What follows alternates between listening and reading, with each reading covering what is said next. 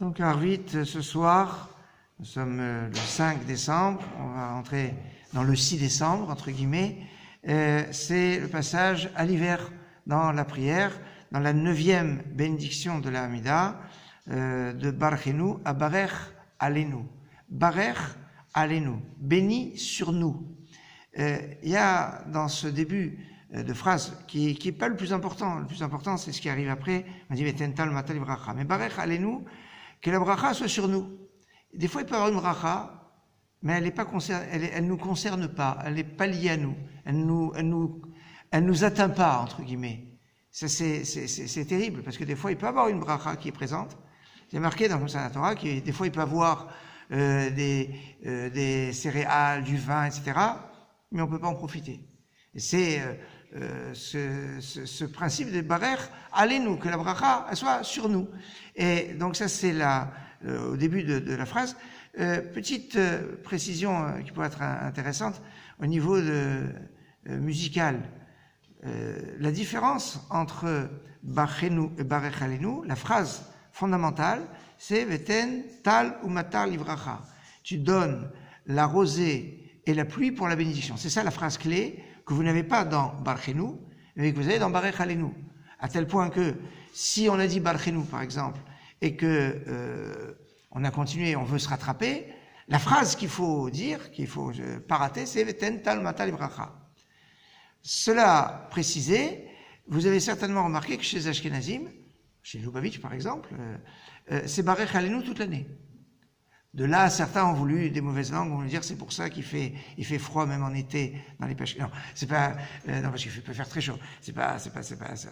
Non, dans le rite ashkénaze, ce qui est un peu la logique, hein, c'est qu'on est le même texte tout le temps, avec une demande de pluie quand c'est la demande de pluie, tout simplement. C'est d'après la Kabbalah que dans le rite séfarade, on a deux textes différents. Un qui commence donc Barech Alenu pour l'hiver et Barchenu pour l'été. Chez les Ashkenazim, Barech Alenu toute l'année, sauf Veten Beracha en été, Veten Tal Matal Beracha en hiver. Maintenant, vous connaissez tous la chanson Barchenu, Hashem Elokeinu. Donc Barchenu, c'est le texte d'été ou d'hiver, Barchenu? D'été. Alors comment c'est le Ten talu matar al pnei adama mamam. C'est complètement aberrant.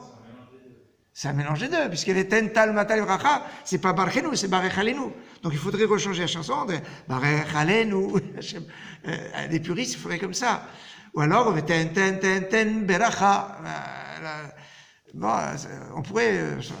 En fait, la vérité, c'est si je vous ai dit que le rite ashkénaze, c'est Barech Alenu toute l'année, avec une petite différence entre l'été et l'hiver, Veten Bracha, Veten Tal Matal Bracha en hiver, en été, et on était en hiver.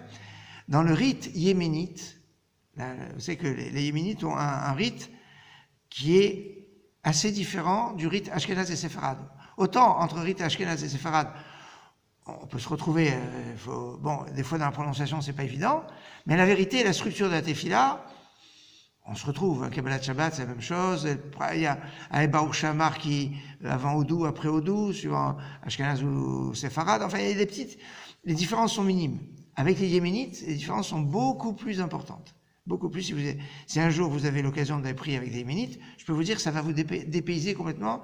Et c'est probable que vous ayez du mal à suivre la tefila. Je vous préviens.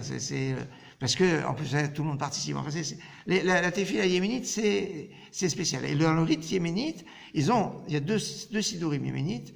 Bon, il y a le chami, enfin bon, je ne veux pas rentrer dans les détails techniques, c'est très, mais en tout cas, dans le rite yéménite, c'est barchenu toute l'année. C'est-à-dire que même en hiver, ils disent barchenu. Sauf que, au lieu de dire veten beracha, ils disent veten tal matal beracha. Donc, dans la chanson, barchenu, Hashem Elokeinu, ten tal matar, c'est juste, c'est dans la tradition yéménite que c'est ce texte-là, que ça commence quand même avec Barchenu, et c'est pour l'hiver. Donc il y a une configuration possible de Barchenu avec l'hiver, c'est le rite yéménite, comme c'est dans la chanson, comme ça vous a fait une information au niveau musical pour ce soir. Donc ce soir, à part ce soir, ne vous trompez pas, j'aurai l'occasion de vous expliquer les histoires de 30 jours, de 90 fois, etc., mais ça on le fera une prochaine fois. Excellente soirée.